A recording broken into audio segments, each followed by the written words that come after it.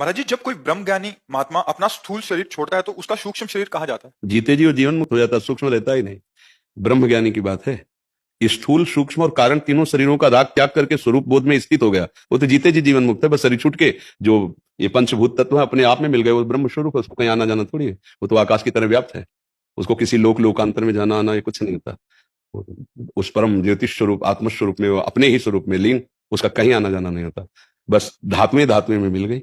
वो धातु थोड़ी हो, तो परमात्मा ब्रह्म स्वरूप है। जब ब्रह्म का बोध का मतलब अपने स्वरूप का बोध हो जाना, और उसमें तीन शरीरों का त्याग होता है, स्थूल शरीर, सूक्ष्म शरीर, कारण शरीर। जब कोई चिंतन ही न रह जाए, न सत न असत चिंतन, तो जो बचा वो अपना स्वरूप है। चिंतन चित्त के द्वारा होता है। जब चित्त के चिंतन का ही नाश हो जाए, कोई चिंतन नहीं, जो चिंतन रहित है वो ब्रह्म स्वरूप है।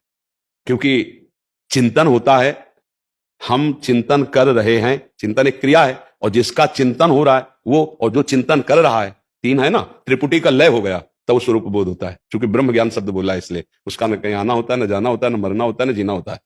धातुओं से बना हुआ ढांचा धातुओं में मिल गया, प्रकृति की वस्तु प्रकृति में मिल गई, वो परमात्मा स्वरूप व्याप्त तत्व, जैसे सर्वत्र व्याप्त।